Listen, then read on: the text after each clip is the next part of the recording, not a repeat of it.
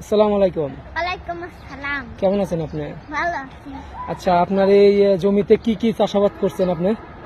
ওইদিকে বলছি সিমের ধারা।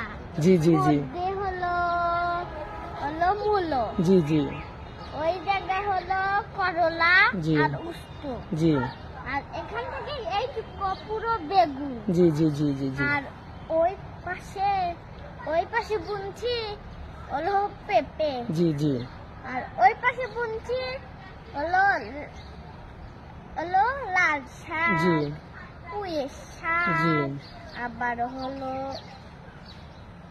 রসুন বুনছি, আবার হলো লাউ বুনছি। জি আর কিছু আমরা আবাদ করি নাই।